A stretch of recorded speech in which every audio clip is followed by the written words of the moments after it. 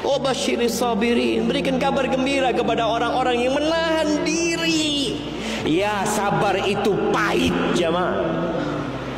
Sabar itu membuat kita meneteskan air mata, menggenggam tangan kita, menahan diri untuk melakukan tindakan-tindakan yang dimurkai Sang Pencipta. Tahan, pahit. Wa basyiris sabirin, berikan kabar gembira buat mereka. Siapa sih mereka? Lihat, ternyata obat depresi yang pertama adalah kembali kepada Allah. Orang sabar itu apa yang dia ucapkan, inna lillah wa inna ilaihi raji'un. Kami itu milik Allah.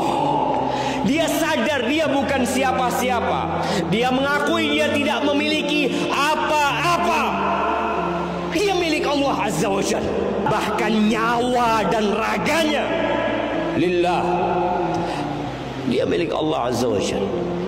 Wa inna ilaihi raji'un, dan sesungguhnya kami akan kembali kepada Allah. Rasulullah sallallahu alaihi wasallam pernah mengatakan, wallahi mal faqra akhsha alaikum, demi Allah aku tidak takut kalian ditimpa kefakiran. Enggak takut. Beliau tidak takut kita ditimpa kefakiran. Aku takutkan tatkala dunia ini dibentangkan buat kalian. Dibuka pintu dunia buat kalian. Lalu kalian berlomba-lomba, bersaing untuk mendapatkannya, sehingga dunia itu akan menghancurkan kalian. Sebagaimana orang-orang terdahulu yang bersaing mengumpulkan harta, mereka hancur dan binasa karena sibuk ngumpulin harta. Tapi tatkala engkau keluar rumahmu, hendaklah engkau ingat bahwa engkau berada di muka bumi ini. Kata Allah, wa ma khalaqtul jinna wal insa illa liya'budun. Tidaklah aku ciptakan bangsa jin dan manusia kecuali untuk mengabdi kepadaku, untuk beribadah kepadaku. Kita bisa melihat kenapa tatkala sholat Jumat banyak yang telat. Apa yang menyebabkan mereka sepekan sekali mendengarkan nasihat? Kenapa mereka tidak datang di awal waktu? Kita tahu tatkala khatib naik mimbar, malaikat tutup bukunya. Tapi kita nggak peduli. Yang kita pedulikan hanya dunia. Seakan-akan tatkala kita semakin kaya, akan bertambah umur kita. Lihat orang-orang kaya, mati semuanya. Dan apa yang mereka bawa? Toko mereka bawa, mobilnya mereka bawa, rumahnya dibawa, satu lembar kain yang dia bawa.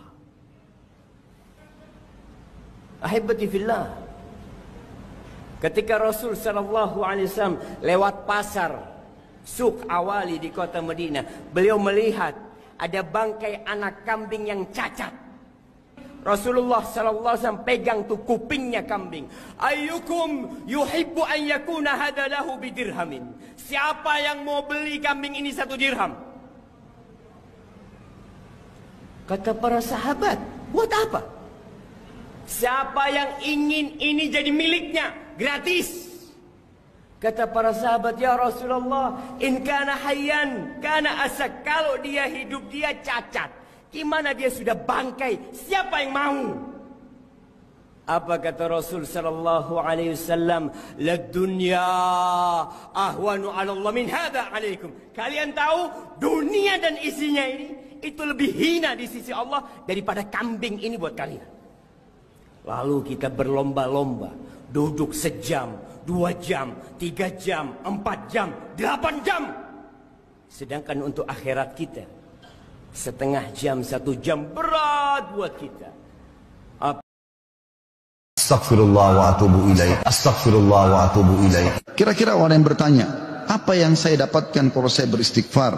Yang pertama, akan dicatatkan pahala buat Anda sendiri. Karena istighfar ucapan yang tidak butuh energi banyak, hanya lisan dan bibir kita yang tergerakkan. Yang kedua, saudaraku seiman, istighfar sebab utama datangnya rezeki.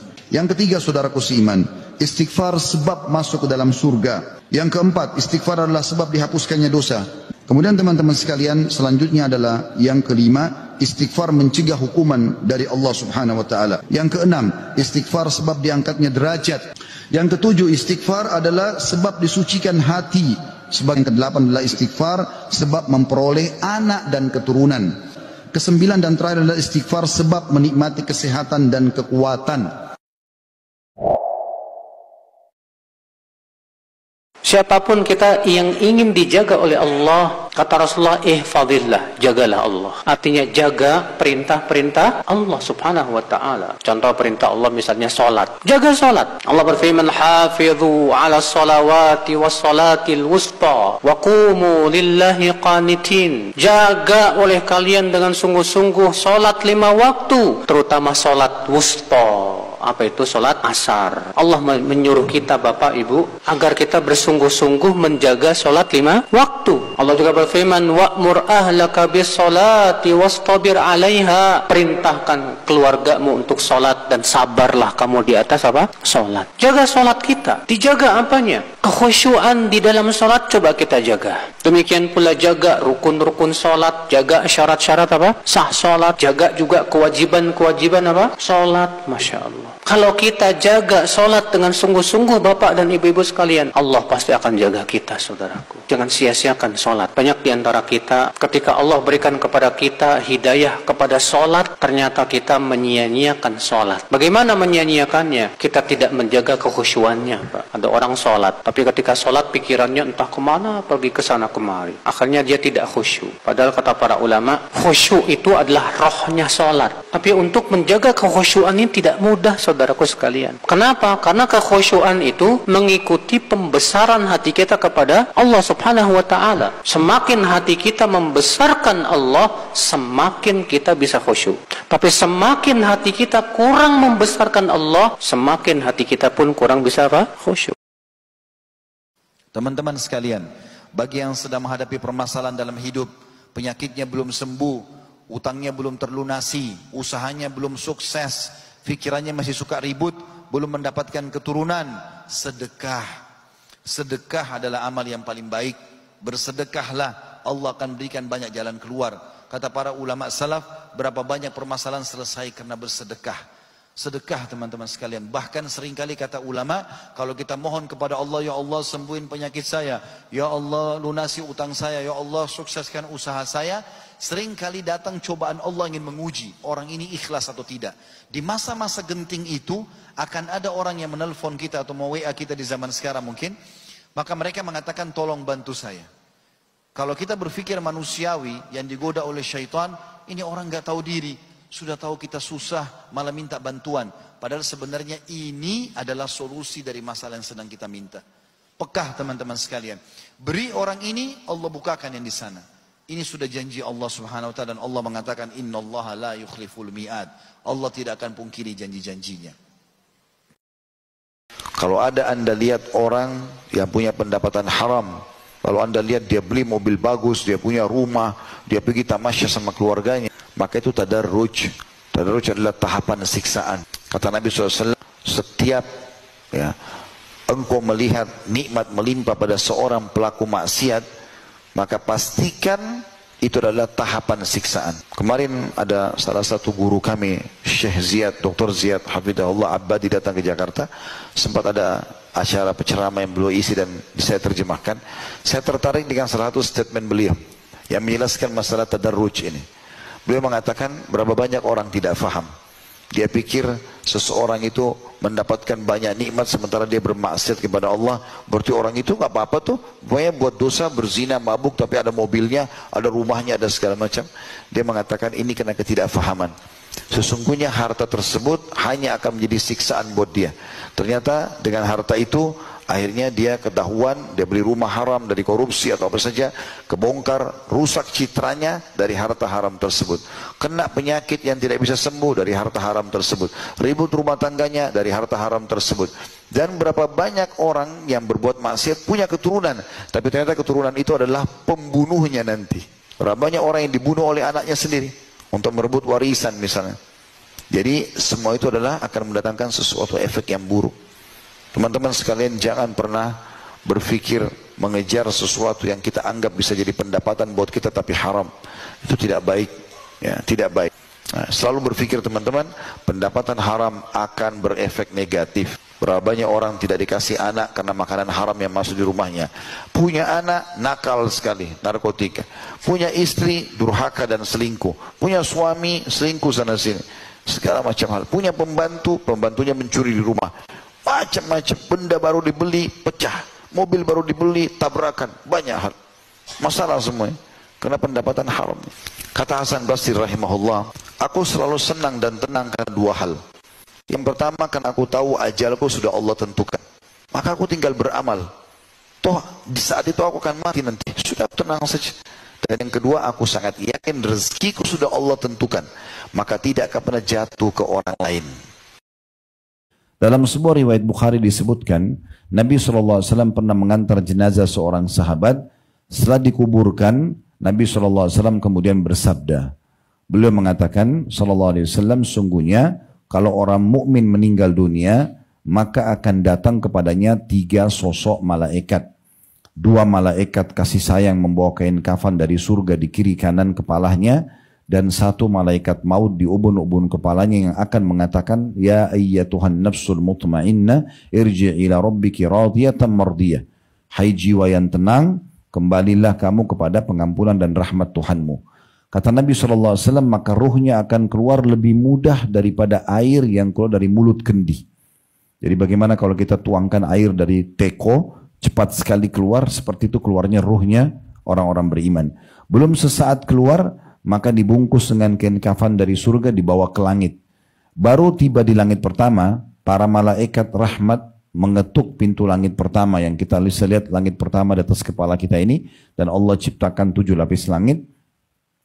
Maka para malaikat penjaga langit mengatakan, siapa yang sedang kalian bawa? Maka kata malaikat rahmah, ini adalah Fulan bin Fulan. Disebutkan namanya yang paling baik di dunia. Maka para malaikat penjaga langit membukakan pintu, dan akhirnya membuat seluruh malaikat yang di langit berharap ruh itu lewat di dekat mereka. Kata Nabi SAW, karena ruh orang beriman tadi itu mengeluarkan wangi lebih wangi dari bau kasturi. Ya, semoga insya Allah kita termasuk ini. Kemudian setelah itu, maka dia terus naik sampai ke langit ke-7 dan terdengar suara Allah Subhanahu wa taala yang mengatakan, catatkan hambaku ini termasuk penghuni surga, kembalikan dia ke dunia karena di sana saya ciptakan, di sana pula saya akan bangkitkan. Maka pada saat itu, ya, dibawalah ruhnya oleh malaikat rahmat tadi ke kuburan bersamaan dengan keluarganya mengantar jenazahnya atau jasadnya. Begitu dimasukkan ke dalam kuburan jenazah itu, maka ruhnya pun dimasukkan kembali ke dalam kuburan tadi. Ini prosesi kematian sekaligus masuknya awal ke alam barzah. Setelah itu, kata Nabi SAW, dia masih bisa mendengarkan 3 langkah trompa sendal pengantarnya. 3 langkah saja, setelah langkah keempat sudah tidak bisa lagi. Kemudian ya, akan datang kepadanya Munkar dan Nakir, 2 malaikat yang bertugas khusus untuk menanyakan kepada dia pertanyaan yang sudah masyhur. Siapa Tuhanmu, siapa Nabimu, ya, apa agamamu atau apa pedomanmu, ya. Maka kalau dia orang beriman, kata Nabi SAW, sesuai dengan firman Allah Subhanahu wa taala, yuthabbitullahu alladhina amanu bil qawli tsabit fil hayatid dunya wa fil akhirah. Sesungguhnya Allah akan menetapkan di lisan orang-orang beriman jawaban untuk menjawab pertanyaan di dunia dan juga di akhirat. Makna di dunia, kata ulama tafsir, makna di dunia adalah kalau ada orang yang belajar agama lalu ditanya, misalnya muslimah, kenapa anda pakai jilbab, kenapa anda sholat? Misalnya, kalau muslim ditanya kenapa sholat, kenapa tidak makan babi, kenapa tidak minum khamar, dia kalau belajar agama dia tahu itu Allah haramkan, tidak boleh. Kenapa anda sholat? Karena saya diperintahkan. Dia punya jawabannya. Dan di ayat yang dikatakan dan di akhirat, pertanyaan di akhirat. Kata ulama tafsir maksudnya di alam barzah. Pertanyaan Munkar Nakir, orang beriman akan bisa jawab dengan sangat mudah. Setelah dijawab, dibukakan baginya pintu neraka dan dia ketakutan sekali melihat pintu apapun yang ada di neraka itu, gemuruhnya, suaranya, letupan-letupannya. Dia melihat ya banyak sekali jenis siksaan di sana. Maka karena dia ketakutan, malaikat mengatakan, lihat dari apa Allah selamatkan dirimu. Lalu ditutup.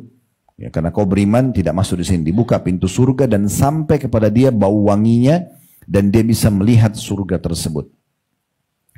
Setelah itu, ya, dia berdoa mengatakan, malaikat mengatakan, ini tempat kamu sekarang dan kau akan kekal di dalamnya. Kata orang atau jenazah ini, ya Allah cepatkan waktu karena aku ingin masuk ke dalam surgaku. Tak lama kemudian datang orang di sebelahnya, ini semua di liang lahat yang 1 kali 2 meter saja nih, ya. Tapi nanti akan berbeda karena sudah diistilahkan dengan alam barzah. Di mata kita yang masih hidup, dia adalah kotak 1 kali 2 meter. Tapi ya, di dalam hadis ini akan dijelaskan bagaimana kondisi kuburan, dua keadaan orang beriman dan orang kafir.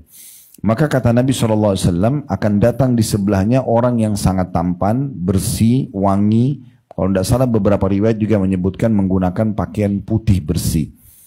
Saking kagumnya, maka si mayit ini mengatakan, siapa kamu ini? Maka orang itu mengatakan, saya amal solehmu yang akan menemani kau sampai hari kiamat. Jadi sholatnya, puasanya, zikirnya, majelis ilmunya, bakti orang tuanya, segala macam ini dalam bentuk wujud makhluk nanti. Maka dia pun merasa senang karena ditemani di kuburan dengan amal solehnya.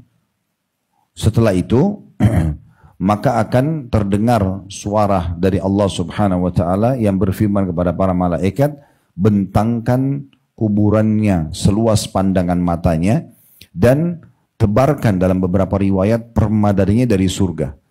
Beberapa riwayat yang lain, bukakan pintu surga baginya, pintu istanahnya dia, sehingga sampailah kepada dia bau wanginya. Dan dengan kejadian tersebut sampai wangi, ada pembentangan permadani dari surga, jadilah kuburannya taman dari taman surga.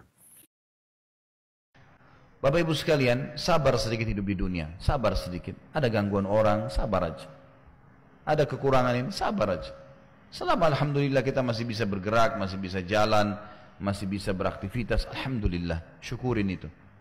Dan orang kalau makin merendah, kata Nabi SAW dalam hadis riwayat Muslim, man tawadha'a lillah rafa'ahu Allah.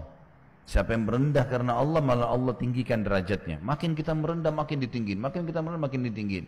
Jadi, kalau urusan dunia ini makin sombong makin dianggap luar biasa. Tapi dalam agama tidak seperti itu.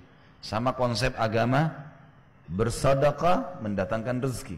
Kapitalisme mengatakan menabung datangkan rezeki, tidak ketemu. Nggak bisa ketemu antara sedekah dengan menabungnya, gitu kan? Betul, orang sedekah itu tidak banyak tabungannya. Dia akan selalu menabung untuk akhirat.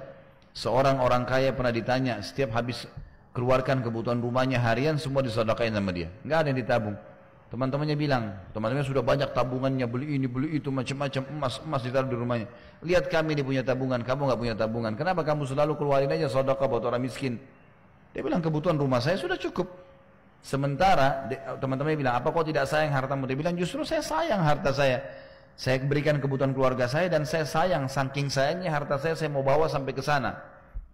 Sampai ke akhirat. Sedekah ini saya bawa sampai ke akhirat. Kalian cuma habisin di sini. Orang kalau sibuk dengan tabungan, lupa dengan sedekah, maka akan ditinggalin sama dia. Mau diapain tuh uang miliaran di rekening? Kalau kita meninggal dan tidak sedekah, nyesal sendiri. Ya kalau ahli waris kita bangunin kita masjid, kalau enggak, rugi sendiri.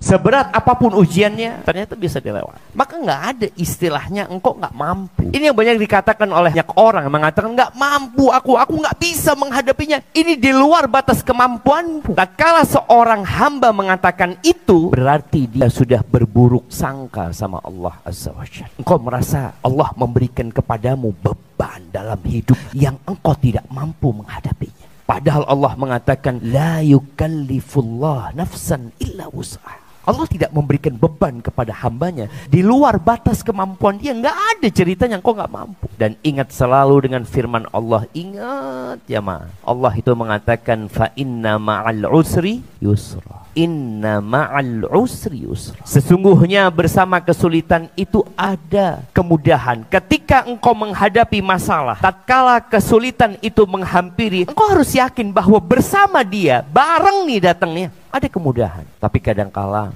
kita hanya tinggal menunggu waktu. Kemudahan itu datang dan terbukti. Setiap kali ada masalah, kita bisa melewati. Setiap kali ada masalah, selesai. Selesai, dan selesai. Itulah kehidupan ini. Teman-teman sekalian, kita ini sebagai orang beriman tahu, dunia ini akan dilalui. Kita tidak akan berlama-lama di sini. Jangan sampai dunia ini menjadi target utama. Berantem gara-gara tanah, berebutan karena warisan, berebutan karena jabatan, kadang-kadang berebutan hanya karena masalah pasangan hidup. Untuk apa? Untuk apa teman-teman sekalian? Seorang mukmin tahu dunia hanya fasilitas saja untuk mengejar akhirat. Akhirat yang abadi teman-teman. Akhirat yang abadi, kejar di sana. Walad darul akhiratu lahiyal hayawan, kata Allah. Darul akhirah, tempat akhirat adalah kehidupan yang abadi. Di akhirat kata Nabi SAW, kalau seorang mukmin masuk ke dalam surga, tidak ada capek, tidak ada capek, nggak ada gangguan orang, nggak ada sedih, nggak ada penyakit, nggak ada buang air besar, nggak ada buang air kecil. Makanan dan minuman yang dimakan ahli surga yang tidak dibutuhkan oleh tubuhnya akan keluar dalam bentuk keringat yang lebih wangi dari bau kasturi. Nggak ada lagi masa tua, nggak ada masa anak-anak. Semuanya berumur 33 tahun dan semua laki-laki akan kembali kepada poster ayahnya Adam 60 siku ke langit 27,5 meter. Dan semua perempuan kembali kepada poster ibunya Hawa 40 siku ke langit 17,5 meter. Gak lebih ya daripada itu, dan tidak pendek tidak tinggi. Jadi teman-teman yang pendek gak usah khawatir. Ini cuma dunia. Sampai orang beriman pun tahu kalau ada orang lahir dalam kondisi fisiknya luar biasa, matanya buta, telinganya tuli, tangannya, kakinya semua putus, gitu kan? Itu tetap bagi orang beriman punya nilai, karena itu cuma dunia. Begitu dia meninggal, jasadnya akan dimakan oleh tanah, sebagaimana sabda Nabi SAW, semua jasad kalian akan dimakan oleh tanah kecuali tulang ekor kalian yang darinya Allah akan tumbuhkan kalian. Di akhirat ditumbuhkan jasad yang baru, itu yang akan hidup bersama kita di surga atau di neraka, gitu kan? Jadi ini cuma dunia sebentar. Untuk apa dikejar, teman-teman sekalian? Ingat, Nabi SAW pernah keluar dalam hadis Bukhari dari masjid beliau, kemudian beliau menggambar kotak. Lalu beliau mengatakan, inilah kotak kehidupan manusia. Seperti meja ini misalnya, inilah kotak kehidupan manusia. Lalu Nabi SAW menggaris dari luar kotak, di bawah kaki beliau, digaris, dilewatin kotak ini sampai melewati kotak tengah, di depan, panjang. Lalu kata Nabi SAW, ini angan-angan manusia. Ini angan-angannya. Angan-angannya melampaui kehidupannya. Lebih 500 tahun ke depan, padahal umurnya cuma 60-70. Lalu Nabi SAW menarik dengan tongkatnya dengan keras dari sisi kanan garis kotak, digaris dengan keras sampai terbongkar tanah itu digaris dan memutus garis tengah itu. Lalu beliau mengatakan, dan ini kematian yang akan datang memutus angan-angannya. Di Jakarta kemarin teman-teman sekalian, ini bukan nakut-nakutin, tapi di Jakarta kemarin begitu. Ada orang keluar dari mall, kisah nyata, bawa kresek banyak sekali, habis belanja buat keluarganya. Mobilnya Masya Allah mewah luar biasa, super lux, paling mahal. Parkir, begitu melihat tukang parkir, tukang parkirnya sangat senang nih, karena ini orang kaya, pasti kasih tip yang banyak gitu. Naik di mobilnya, di starter mobil, tidak pakai supir kebetulan, dia nyalain, mobil di depan ada, mobil di belakang ada, jadi terhimpit. Tiba-tiba orang ini atau starter mobilnya diinjak gas dengan sangat keras, mundur ke belakang, nabrak mobil di belakang, hancur total. Tukang parkirnya pun tadi jadi marah, Pak, apa nggak lihat, ngambil marah-marah. Tapi anehnya orang ini gasnya terus kencang, gitu ribut, gitu kan. Maka tukang parkir curiga, dibuka pintu, orang itu sudah meninggal dunia. Teman-teman sekalian, pernah nggak orang ini berpikir dia akan mati pada saat keluar dari mall? Kalau dia tahu dia tidak bakal keluar ke mall tuh. Di depan mata saya pernah ada orang meninggal di rumah sakit ayah saya. Kebetulan di Makassar beliau punya rumah sakit dan itu di pinggir jalan raya. Sore hari subhanallah ada anak muda. Saya pas lagi di teras lantai 2 rumah ayah saya itu kelihatan jalan raya. Jadi kelihatan orang kejadian ini. Ada anak muda lagi pakai motor, waktu itu motor baru dia jalan. Jadi jalurnya 2 jalur gitu kan. Rupanya motor ini motor itu dari arah sana, kemudian di sini ada mobil pick up yang pelan jalannya gitu, ada mobil truk pelan jalannya. Di belakang ini rupanya ada mobil truk pelan, di belakang ada mobil pick up ini mungkin kena terganggu, dia bukan ngelewatin dari kiri, dia keluar ke jalur sebelah. Keluar, motor yang tadi lagi kencang dia tidak sangka tabrak, meninggal di tempat. Jatuh tergeletak, motornya dibawa, dicek di rumah sakit ayah saya di klinik, ternyata sudah meninggal dunia. Saya lihat orang itu subhanallah tergeletak. Ada beberapa produk yang dia bawa di motornya. Lalu saya bertanya, saya muhasabah sendiri. Orang ini pernah berpikir nggak ya untuk keluar rumah tadi akan dia tabrakan, dia akan jatuh? Saya yakin tidak. Kalau dia berpikir dia tidak akan keluar dari rumahnya. Tapi begitulah ajal kalau datang teman-teman sekalian. Kalau datang tidak akan terlambat sesaat atau berkurang sesaat. Harus pahamin. Siapa bisa jamin sekarang di masjid ini teman-teman ada dari tembok ini tiba-tiba malaikat maut, saya lihat antum tidak lihat, orang roh saya tinggal dikenang Khalid Basalamah pernah ceramah. Selesai. Dan Anda juga bisa begitu setiap saat. Bagaimana orang bisa tenang nih dalam kemaksiatan kepada Allah sementara setiap saat malaikat maut bisa datang jemput dia dan ada hisab semuanya. Ini bahaya sekali. Dan ini pernah diperingatkan oleh Hasan Basri rahimahullah. Beliau pernah ngantar jenazah diikuti oleh seseorang. Lalu Hasan Basri tanya, wahai fulan, kalau seandainya jenazah ini tiba-tiba hidup sekarang, apa yang dia kerjakan? Kata orang ini, tentu dia akan sholat, dia akan puasa, dia akan ngaji, dia akan kerjakan ibadah-ibadah. Kata Hasan Basri, kenapa? Dia bilang karena dia sudah mati, dia tahu nilainya ibadah itu. Kata Hasan Basri, yang kau ucapkan benar, tapi di depan matamu ini tidak bisa hidup lagi. Kamu sekarang masih hidup, kerjakan seperti dia kalau dia hidup. Tajassus, sengaja memata-matai, ini nggak boleh. Hukumnya haram dalam Islam. Jadi jangan pernah berpikir antum sebagai suami atau antunna sebagai istri sengaja memata-matai pasangan hidup lalu menganggap, oh ini nggak apa-apa kan pasangan saya. Tidak boleh. Nggak boleh antum sengaja mencari-cari kesalahan saudara kita. Nggak boleh. Nampak depan mata baru. Kan itu. Bahkan pernah saya jelaskan dalam rumah tangga, tidak boleh antum tanya kepada istri atau kepada suami, kamu pernah berzina gak? Kamu boleh tanya masa lalu orang. Sekarang sudah pasangan antum. Gak boleh lagi ditanya itu. Nampak depan mata kebenaran dukung, nampak depan mata kesalahan baru luruskan. Yakinilah setiap kita hidup akan ada ujian datang. Makin kuat iman kita makin besar ujian. Tapi kata Nabi SAW, Allah tidak akan menguji hambanya melampaui kapasitasnya. Pasti kita mampu melaluinya. Dan Allah akan datangkan pertolongan-pertolongan yang di luar daripada akal kita. Makin datang ujian, bukan kita putus asa, tapi makin dekatkan diri kepada Allah SWT. Ada ujian datang, Alhamdulillah. Ya. Dalam riwayat seorang sahabat mengatakan, Nabi SAW kalau diberikan nikmat oleh Allah, beliau selalu membaca Alhamdulillahilladzi bini'mati tutimmus shalihat. Segala puji dan puja kehadiran Allah yang semua kebaikan tersempurnakan dengan izinnya. Kalau ada ujian, beliau masih mengatakan Alhamdulillah ala kulli hal. Segala puji bagi Allah dalam setiap keadaan. Jadi beliau tidak pernah berkeluh kesah. Beliau hadapin masalah itu. Ujian ini teman-teman sekalian kalau datang, dia adalah sekolah terbaik. Memberikan pengalaman yang baik buat kita. Dengan itu kita jadi tahu, oh ternyata ini baik, ini buruk. Saya harus begini, saya jangan begini. Itu ujiannya. Rasulullah SAW adalah guru kita.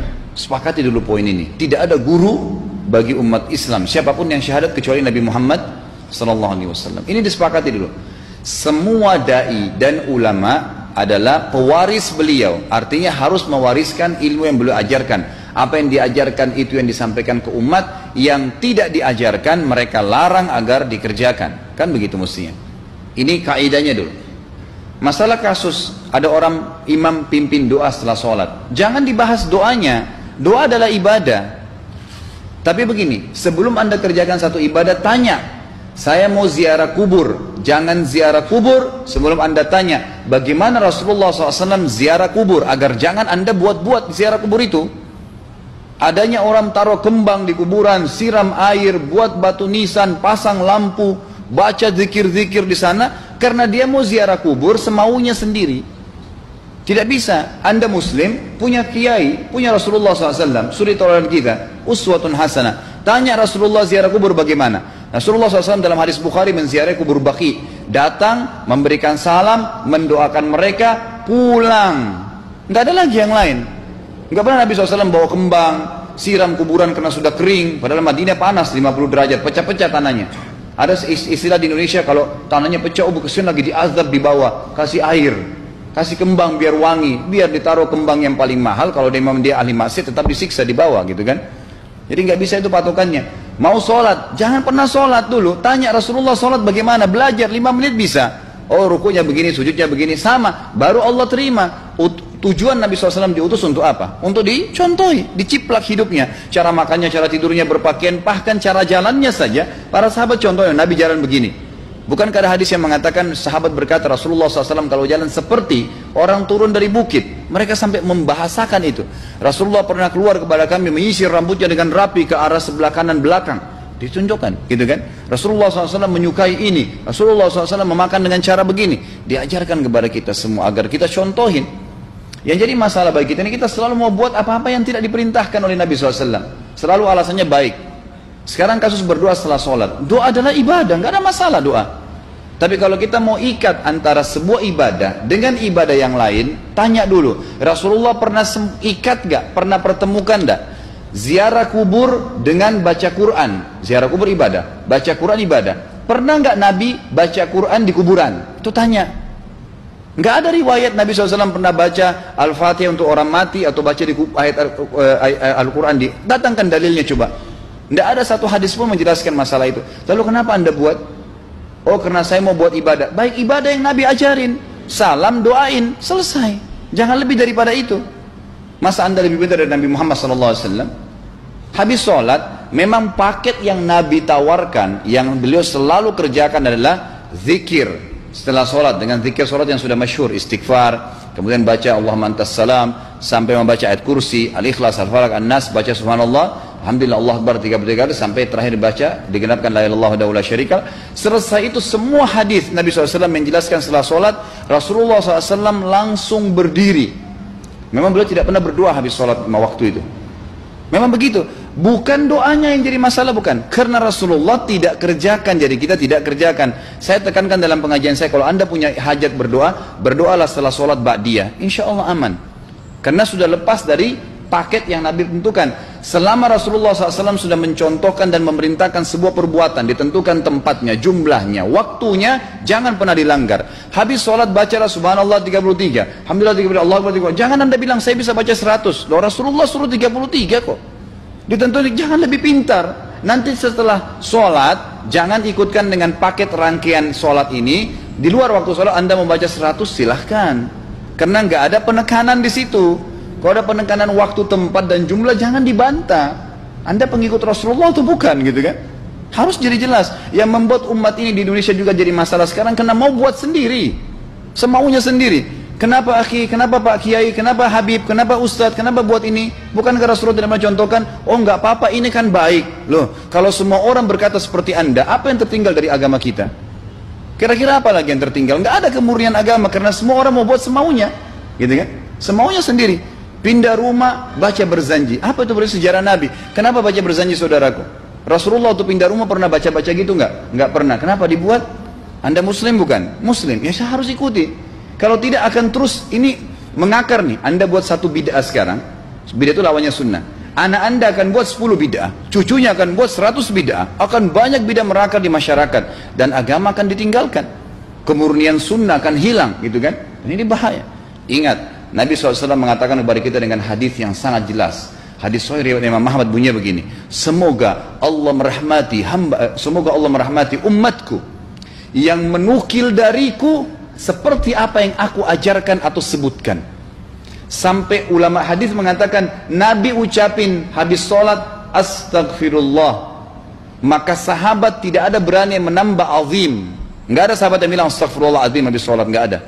Astagfirullah saja, karena Nabi ucapin itu. Mereka mengakui tidak lebih pintar daripada Nabi SAW. Kenapa kita harus tambah? Astagfirullahaladzim, wali walidayya, wali muslimin, panjang. Dari mana ini semua? Ditambah-tambah, diembel-embelin, kenapa? Akhirnya keluar dari ajaran Nabi Muhammad SAW. Ini masalah gitu kan? Kenapa harus dilakukan? Peringatan maulid Nabi sudah sering saya ingatkan. Anda tanya semua yang buat maulid, kapan maulid itu sejarahnya ada? Semua buku sejarah menjelaskan tahun 230 Hijriah. Nabi meninggal tahun berapa? 11 Hijriah. Gitu kan? 11 Hijriah. Lalu kenapa harus ada dilakukan? Dan dari mana sejarahnya? Yang membuat pertama adalah orang-orang Syiah. Sejarahnya jelas dari Fatimiyah. Semua buku sejarah sepakat mengatakan bahwasanya maulid munculnya di zaman Fatimiyah. Dinasti Fatimiyah, orang-orang Syiah di Mesir, gitu kan? Dan mereka punya 6 macam maulid yang sampai hari ini masih dikerjakan di Iran. Ada maulid Nabi SAW, Hasan, Husain, Ali, Fatimah, dan raja mereka. Sampai hari ini masih ada. Kenapa orang-orang waktu baca maulid, baca salawat sambil berdiri pegang tangannya taruh di dada? Karena keyakinan orang Syiah, ruhnya Nabi SAW sedang lewat. Anda tahu nggak itu? Banyak orang kita buat tidak tahu. Yang penting bahasa Arab ikut saja, gitu kan? Tidak bisa. Nabi SAW tidak pernah rayakan. Pernah ada yang bilang sama saya, Ustaz, kan Nabi SAW pernah bilang, waktu ditanya tentang puasa Senin, beliau mengatakan hari itulah aku dilahirkan. Terus kenapa? Berarti boleh merayakan ulang tahun hari Senin, gitu kan? Tidak. Nabi SAW cuma menginformasikan bahwasanya beliau lahir di hari Senin, dan beliau tidak pernah ngumpulin sahabat untuk baca bersama-sama, merayakan hari raya. Beliau tidak pernah. Kalau itu benar, Nabi nggak bakal tinggalkan kok. Ibnu Katsir rahimahullah, garis bawahi poin ini. Ibnu Katsir rahimahullah dalam tafsir beliau, tafsir Quran Azim, dan subhanallah Ibnu Katsir ini kata ulama hampir semua kalangan golongan itu banyak memakai madhab, banyak memakai buku beliau, walaupun berbeda dari sisi pemahaman yang lain, tapi tafsirnya kebanyakan kembali ke tafsir beliau. Beliau mengatakan tafsir surah Al-Maidah ayat 3 yang bunyinya a'udzubillahi minasyaitonir rajim, al-yawma akmaltu lakum dinakum, hari ini saya sempurnakan agama kalian, kata Allah, ya. Wa atmamtu alaikum nikmati, saya sempurnakan nikmatku pada kalian, artinya tidak butuh yang lain. Wa raditu lakumul Islam madina, Serilah Islam sebagai agama kalian. Kata beliau, ayat ini turun menandakan dan memastikan bahwasanya Nabi Muhammad SAW tidak meninggal dunia kecuali sudah mengajarkan semuanya, yang hitam, yang putih, yang gelap, yang terang, yang susah, yang muda, ya, semua dijelaskan. Siapa, kata beliau, yang menganggap masih ada sesuatu yang harus ditambahkan setelah Nabi SAW meninggal dan turun ayat ini, maka dia adalah ahli bid'ah. Dia orang yang membuat-buat agama. Nabi sudah ajarkan semua, selesai. Jangan ditambah, jangan dikurangin. Kita tidak lebih pintar dari Nabi SAW. Nabi nggak pernah rayakan hari lahirnya, jangan dirayain, selesai. Emang kenapa kalau kita nggak rayain? Kenapa? Tangan kita terputus? Enggak. Masih banyak ibadah yang disunnahkan gitu. Sama dengan kasus Isra dan Mi'raj. Kejadian besar dalam Islam. Tapi Anda boleh kembali kepada semua buku sirah. Saya tantang semua buku sirah Anda kembali. Insya Allah yang berpegang pada Al-Quran dan Sunnah, memang ada dasar wahyunya, maka semua akan menjelaskan. Nabi SAW setelah pulang dari Isra dan Mi'raj tidak pernah mengumpulkan sahabat-sahabat untuk merayakannya setiap tahun. Tidak pernah. Boleh dipelajari, iya, setiap hari. Tapi ditentukan tanggalnya lalu dibuat acara. Tidak pernah Nabi SAW buat itu. Lalu kenapa Anda buat? Kalau Anda mau tetap buat, ya silahkan, itu hak terserah Anda. Tapi saya ngajak kepada Anda kembali kepada kemurnian ajaran Nabi SAW. Kita tidak akan pernah kembali, kata Syekh Utsaimin rahimahullah, umat Islam ini akan kembali kepada kejayaan mereka kalau mereka betul-betul kembali kepada ajaran Rasul mereka Muhammad SAW. Murnikan ajaran Nabi yang jalankan seperti yang beliau ajarkan, selesai, akan aman, pasti akan kembali kejayaannya. Kita nggak bisa saling menghardik, saling menyalahkan yayasan ini, organisasi ini, kelompok ini, karena masing-masing mau beristidlal sendiri, mau menjalankan sendiri hukum-hukum agama ini, bukan mengikuti sunnah Nabi SAW. Simak baik-baik hadis ini. Jika ada seseorang yang mencela Anda, menjatuhkan Anda, mencaci maki Anda karena dia tahu aib-aib Anda, apa kata Nabi? Jangan dibalas walaupun Anda tahu aib-aibnya. Jangan dibalas. Kenapa demikian? Karena cukuplah caci maki dia kepada kita akan membuat dia terkena bencana dari Allah Subhanahu wa taala. Jadi ketika dia caci maki kita, dia komenin kita, dia tahu aib kita, dia buka, dia jelek-jelekin, kata Nabi, cukuplah hal tersebut akan membuat dia terkena bencana dari Allah. Kalau sudah begini, Anda nggak usah ikut campur, kata Nabi. Udah, nikmatin hidup aja. Insya Allah jadi penghapus dosa. Pan evaluasi diri. Nggak usah ikut caci maki. Karena Allah akan balas. Memangnya kalau Anda mau balas, mau ngapain sih? Mana yang lebih pedih? Balasan Allah atau balasan kita? Balasan Allah, ya udah biarkan aja Allah balas. Nggak usah dibikin, dia akan habis. Orang seperti itu akan habis. Akan diadab oleh Allah Subhanahu wa taala kalau dia tidak bertaubat kepada Allah.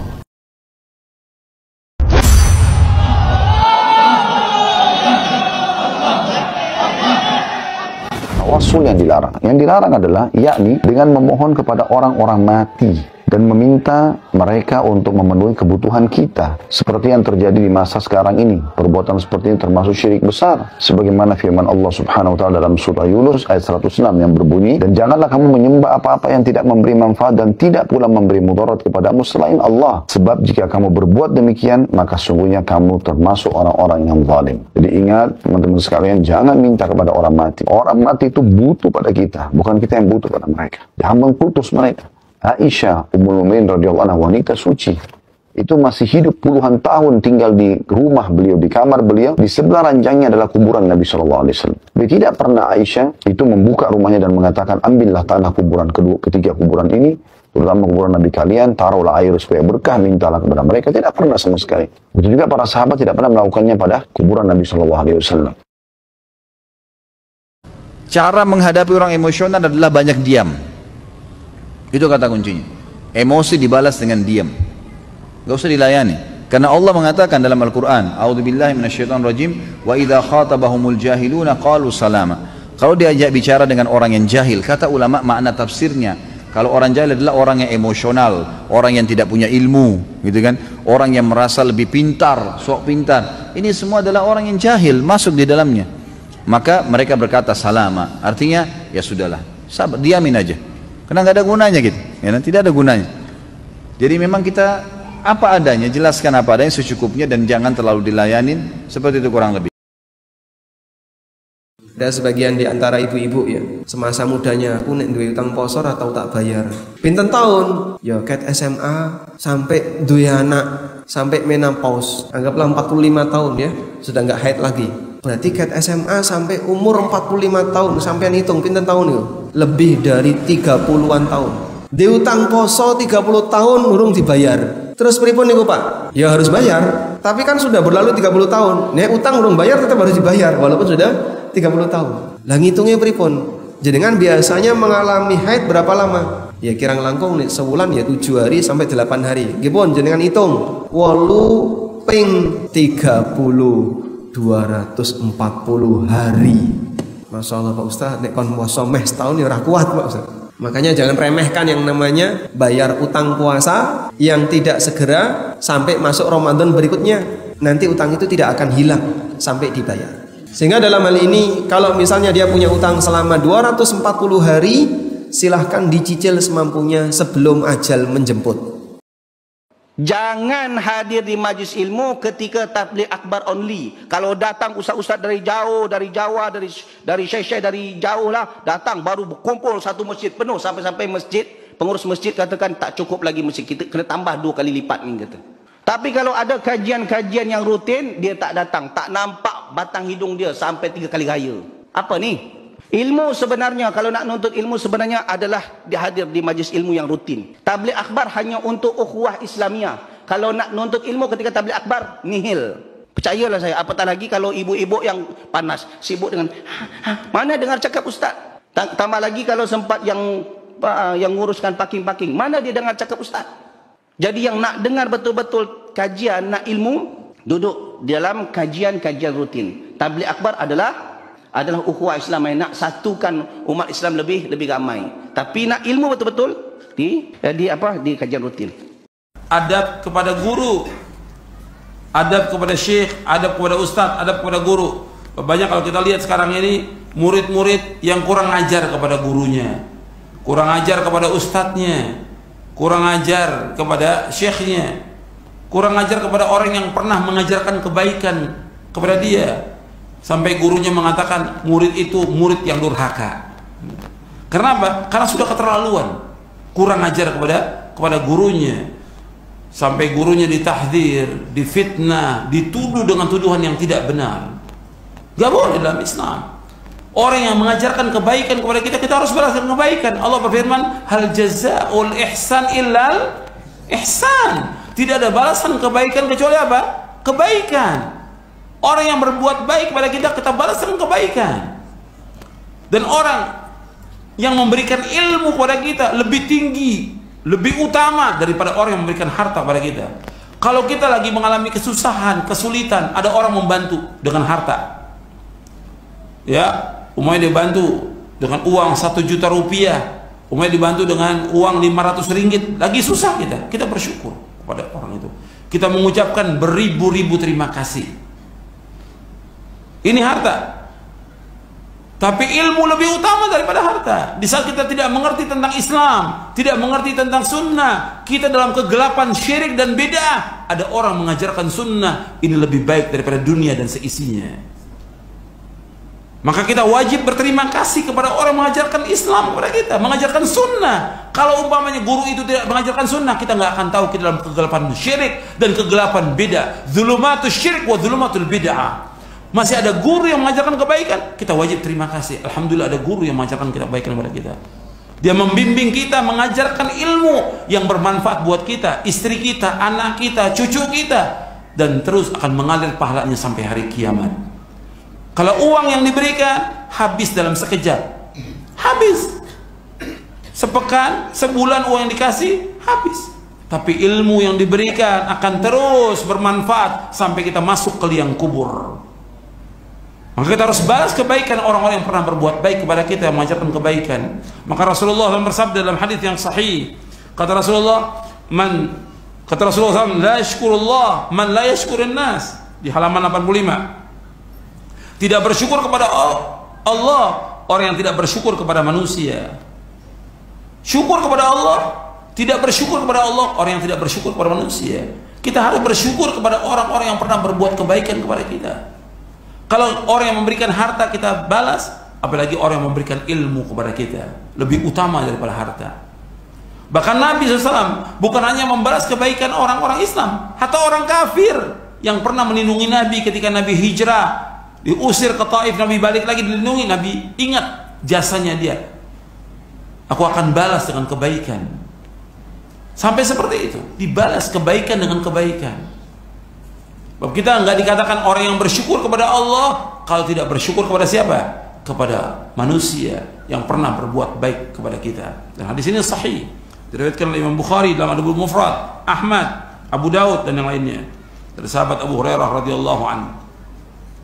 Rasulullah SAW juga bersabda, "Man sana ilaikum ma'rufan fakafi'u, fa illam tajidu ma tukafi'unahu fad'u lahu hatta taraw annakum qad kafa'tumu." Man sana ilaikum ma'rufan, barang siapa yang berbuat kebaikan kepada kalian, fakafi'u, balas kebaikannya, balas kebaikannya. Fa illam tajidu ma tukafi'unahu, apabila kalian tidak mendapatkan untuk membalas kebaikannya, fad'u lahu, maka doakanlah dia dengan kebaikan. Hatta, sehingga tarau, kalian melihat, annakum qad kafa'tumu, kalian sudah membalas kebaikannya. Jadi terus kita mendoakan kebaikan.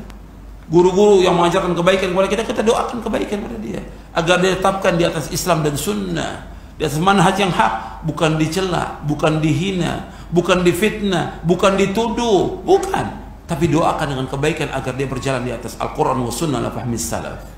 Itu Islam. Indah, indah ajaran Islam ini.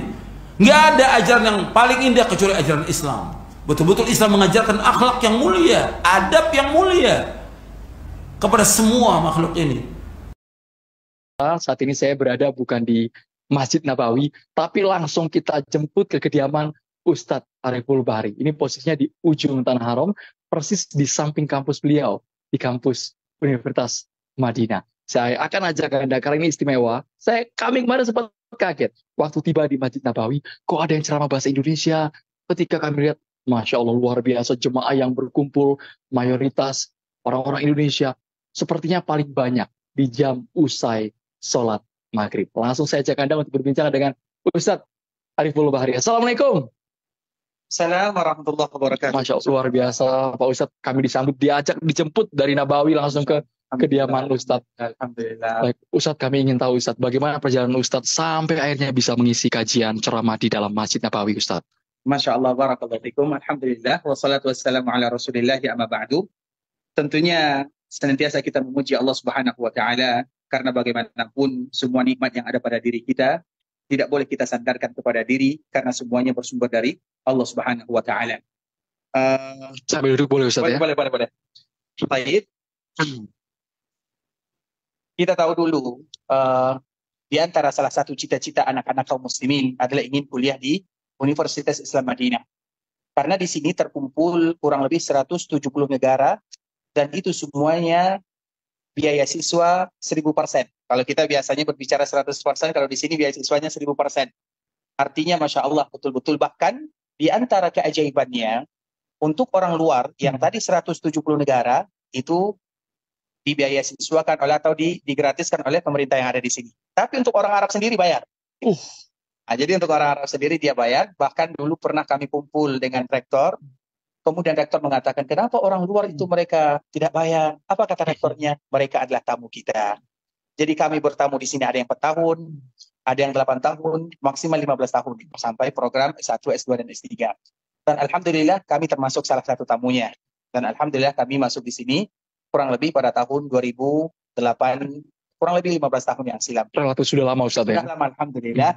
Ya, kita mengikuti program sama dengan pelajar mahasiswa yang lainnya. Kemudian antara Masjid Nabawi dengan kampus Universitas Islam Madinah, 2 hal yang tidak terpisahkan. Karena pengajar yang ada di kampus itu juga pengajar yang ada di Masjid Nabawi. Imamnya bahkan, imam misalnya yang kita kenal dengan Syekh Al-Hudayfi, imam yang senior, dia juga pengajar di masjid di kampus Universitas Islam Madinah. Begitu juga Imam Al-Mu'ayjan, Imam Hussein, Al-Syekh, yang mana mereka merupakan dosen kami. Rata-rata mereka menjadi imam di Masjid Nabawi. Artinya antara Masjid Nabawi dengan Universitas Islam Madinah, satu kesatuan yang tidak bisa terpisahkan. Nah, di antara salah satu programnya adalah ingin menyampaikan risalah dengan bahasa kaumnya. Karena kita tahu yang datang ke Masjid Nabawi itu dari semua penjuru dunia. Kadang-kadang mereka ingin mengambil faedah darinya. Tidak mungkin mereka paham semuanya bahasa Arab. Maka di sana diletakkan ada yang berbahasa Urdu, bahasa Inggris, bahasa Turki, bahasa Indonesia, Melayu, dan semua bahasa. Dan itu bukan hanya ceramah saja, itu seperti khutbah Jumat. Kemudian begitu juga ada di pintu-pintu Masjid Nabawi itu disediakan penterjemah dari berbagai macam negara, dan itu adalah tujuannya demi membantu para jemaah terkhusus tamu Allah yang umroh ataupun yang melaksanakan ibadah haji untuk menyelesaikan hajat dan permasalahan yang mereka hadapi selama mereka ada di tanah suci. Termasuk Ustadz yang terpilih di antara sekian banyak itu. Nah, di antara salah satunya adalah ceramah yang sifatnya resmi di dalam Masjid Nabawi. Kalau tadi kita sebutkan secara umum, di bagian pintunya, di bagian luarnya, sebenarnya banyak titik yang disediakan oleh pemerintah untuk membantu para jemaah, terutama bagi mereka yang tidak pandai bahasa Arab. Nah, di antara salah satunya adalah bagian ceramah.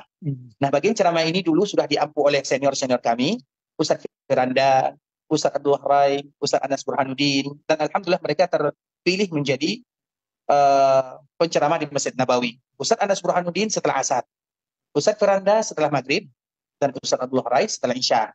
Kemudian alhamdulillah 3 doktor ini mereka pulang ke kampung halaman untuk menyampaikan visi dakwah, risalah. Kemudian tentunya estafet dilanjutkan. Dan alhamdulillah Allah jadikan kami salah satu di antaranya. Masya Allah, dari sekian banyak pelajar Indonesia yang ada di Madinah menuntut ilmu, itu ada proses seleksinya Ustadz? Proses seleksi, mungkin klasifikasi. Kami yakin sangat ketat sekali, sangat selektif penguasaan, mulai dari bahasa, mungkin tahfiznya dan macam-macamnya. Seperti apa Ustadz?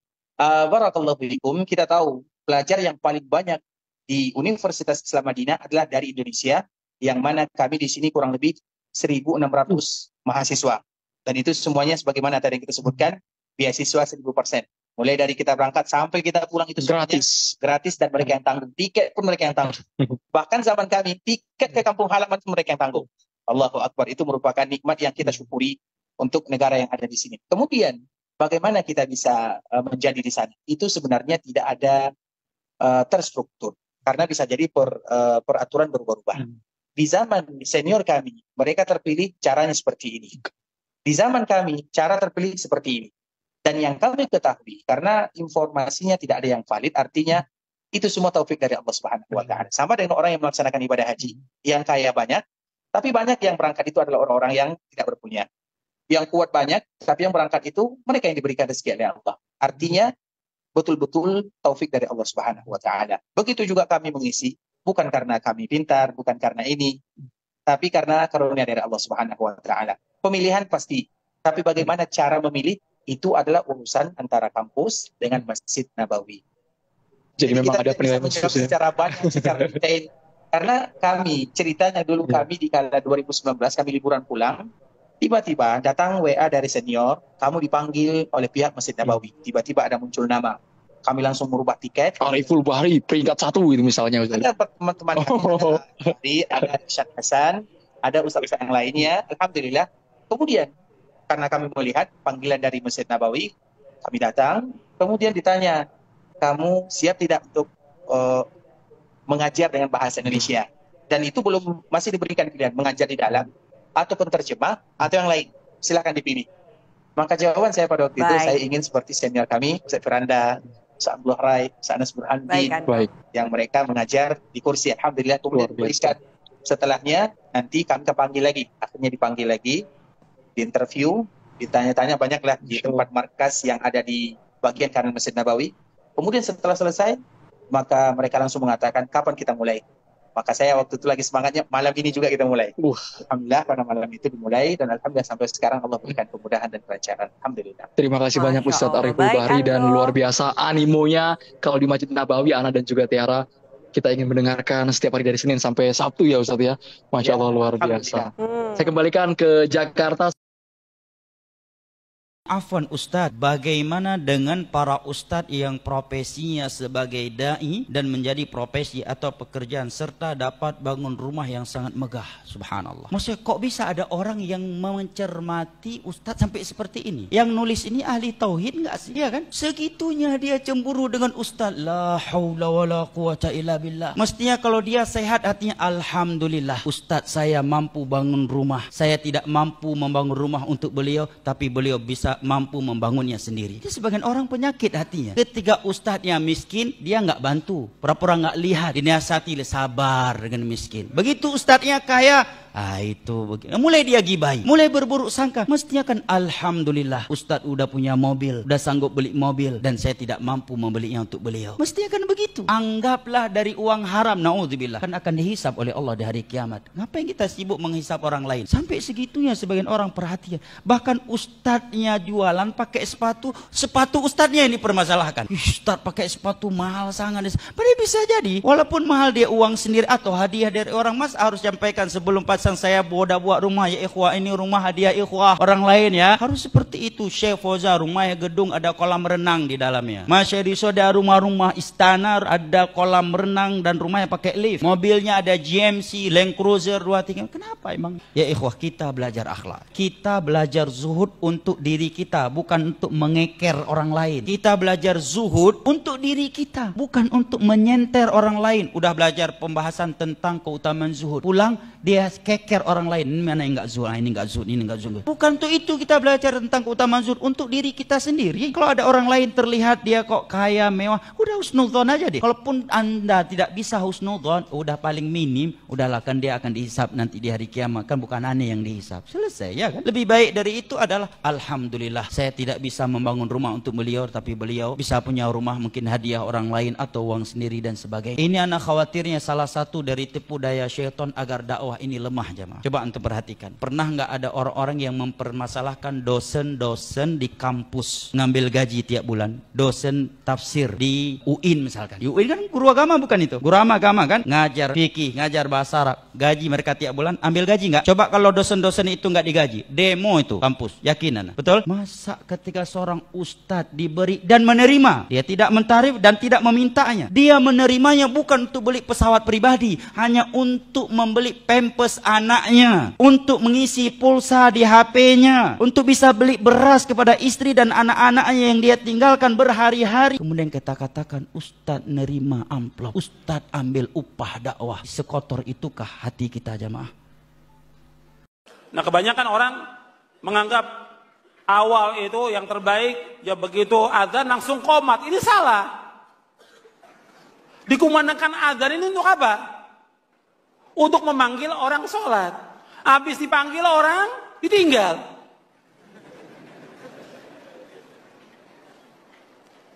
Kayak kenek dan supir yang bodoh. Manggil orang, ke Jawa, habis manggil ditinggal.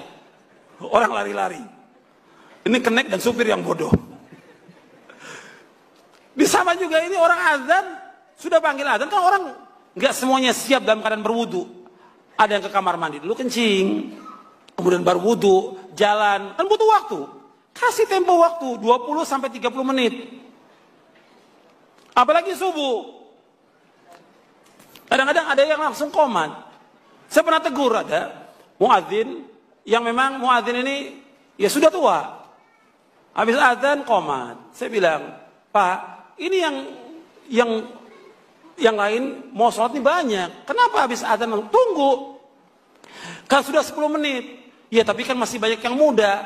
Mereka kan ada mandi junub yang muda-muda. Kalau bapak nggak ada junub. Karena sudah tua dia. Kalau bapak sudah tua nggak ada junub. Yang muda nih banyak yang junub. Dia harus ke kamar mandi dulu. Dia harus mandi dulu. Mandi butuh waktu 10 sampai 15 menit. Harus 10 menit. Kemudian dia berpakaian. Perlu waktu.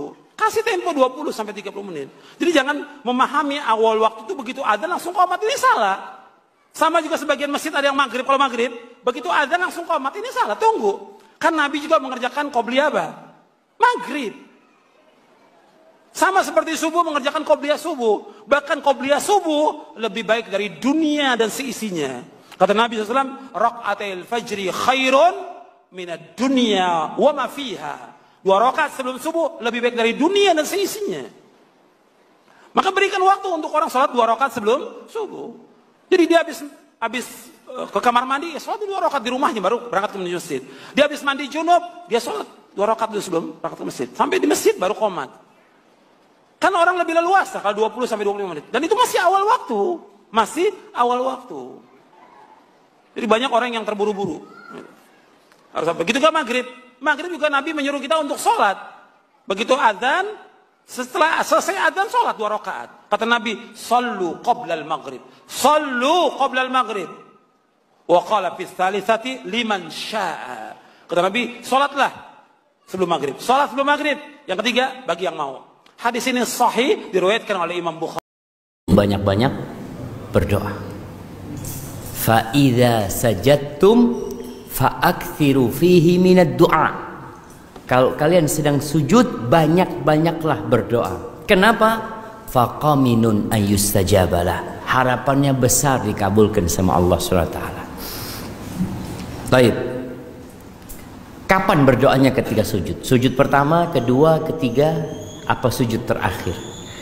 Setiap sujud, bukan khusus sujud terakhir. Jadi ini doa ketika sujud. Apakah boleh berdoa meminta selain yang diajarkan Nabi Muhammad SAW? Jadi doa itu kan ada yang diajarkan Nabi SAW. Boleh nggak kita meminta sesuatu? Umpamanya lagi sujud mengatakan Allahumma inni as'aluka Nmax ya Allah. Itu. Boleh nggak jemaah? Bahasa Arab nih, Allahumma inni as'aluka Nmax, mau seperti itu. Baik, berkaitan dengan hal ini, ada yang mengatakan selama doanya pakai bahasa Arab boleh. Ada yang mengatakan pula pendapat, dan Anda lebih condong kepada pendapat walaupun pakai bahasa Indonesia selain bahasa Arab, kalau memang dia tidak mampu berdoa dengan bahasa Arab, maka boleh. Momenya dia berdoa minta kesembuhan, ya Allah, anak punya ummi sakit, ya Allah, tolong disembuhkan ya Allah. Boleh nggak nih pakai bahasa Indonesia dia berdoa seperti itu? Sebagian mengharamkan, sebagian membolehkan. Yang menghalalkan mengatakan itu doa bukan mengganti bacaan ritual sholat, bukan.